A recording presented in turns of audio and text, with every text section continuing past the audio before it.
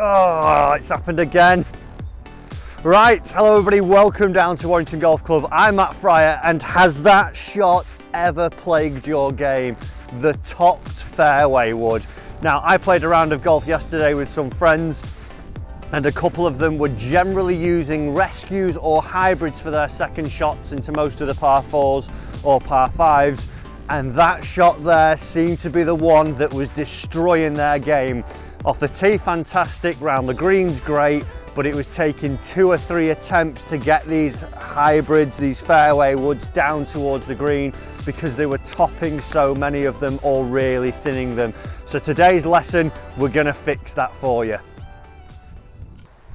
So if you are new to the channel, guys, and this is one of your first videos on my channel, do remember to hit that subscribe button down below so you don't miss any future videos to help you improve your golf this year. So, like I say, my friends' games yesterday were pretty much plagued with this topping and thinning of the fairways and the hybrid woods. So, if we can get rid of it, it's something where, especially for senior golfers, I know a lot of people who do watch the channel are senior golfers. It seems that this club or the hybrid is one that is probably more commonly used off the fairways instead of a long iron now, or even going into greens, even par fours with 8-9 irons, you know, might be getting on a little bit, and this is the one that needs to be hit a little bit more. So we need to make sure that we're not squandering these shots. Even if they're struck okay, we need to get them flighted, we need to get them away. What we don't need to see is that shot that I hit at the start of the video where the ball's only gone 3 or 4 yards in front of us, because it is frustrating when we do it.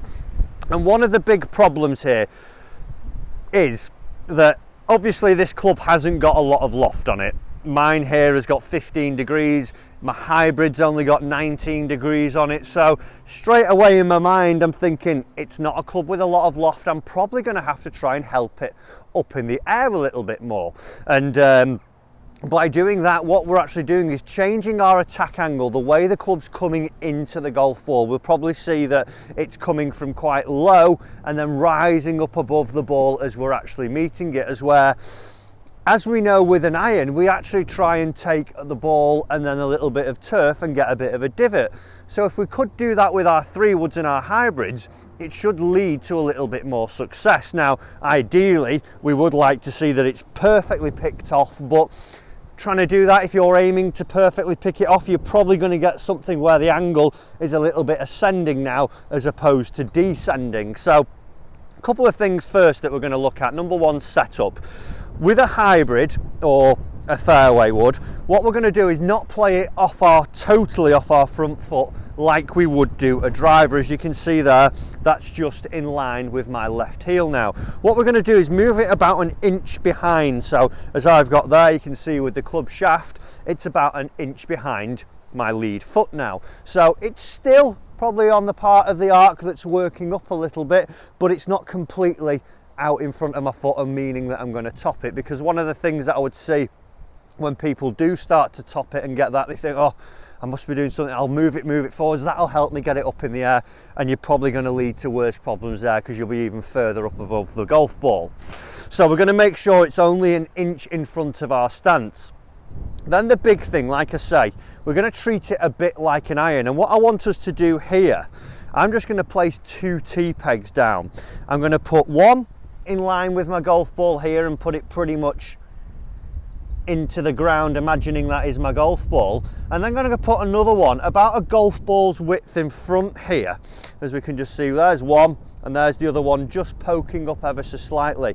And what I want you to do, if you can do this on the practice tee or down at the range, you'll probably have to just put a tee on the ground where your ball would be, and then another one an inch in front of it, or even a little chalk line or something. We're going to take it so it's set up now an inch behind my lead foot, and then what I'm going to aim to do, I'm going to make some swings, and I'm actually going to try and impact this tee that's just poking out of the ground a little bit more in front of where my golf ball would be. So the bottom of my swing is now actually going to be out in front of the golf ball.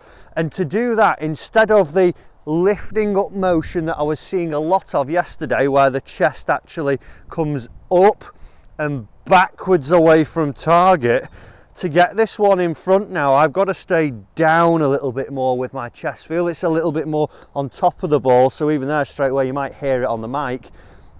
It just clips the one in front, and if that's been clipped, the ball would have just been gathered up nicely and struck there. So I'm going to go through and have a couple of slow practice swings where I feel I'm a little bit more down, and again I've just clipped that tee, knock it back up, take my set up to that original tee that's in the ground, flush to the ground now, up, chest down a bit more, working forwards into my left foot, and again I've hit that tee.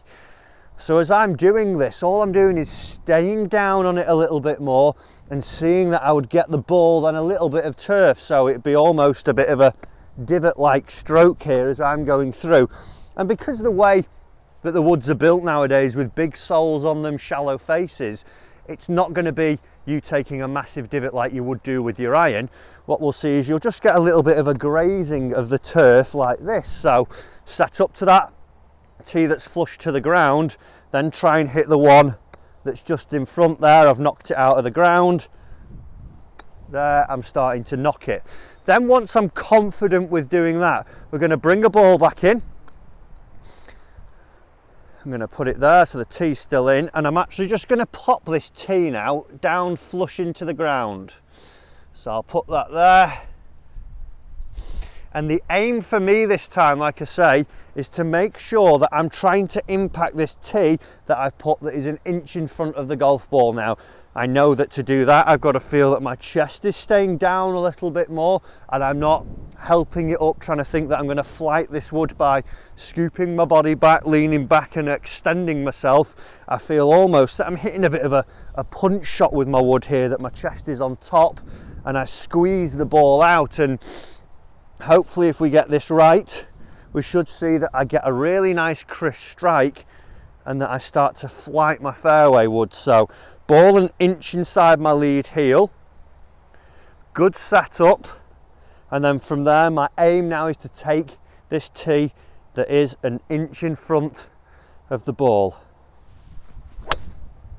Oh, it's the best fairway wood I've hit in ages. Absolutely flushed there, and even there I've broken the tee that was an inch in front of me, because here, if we could zoom in, what we'd see is where my ball was, there's a tiny little brushing, a little bruising of the turf of where the ball was just in front of that. So I've got ball, then bottom out after it. I've not taken a huge divot. It's not like I've had my wedge out and made this massive carpet-like divot. It's just a slight grazing of the turf below. So give that drill a go. If you are struggling and wasting shots topping your hybrids and your fairways, let's see that from now on you're going to put one tee flush into the ground, one an inch in front, have some practice swings of taking the second tee, see that your chest is staying down and you're knocking it out of the ground a little bit more, bring the ball back in, and let's aim just to bruise the ground just after the golf ball, and hopefully you should see that you'll be flushing your fairway woods just like I did there. That was the best one I've hit in ages. Guys, I hope that video has helped you. I hope it's going to stop you from topping your fairways for good.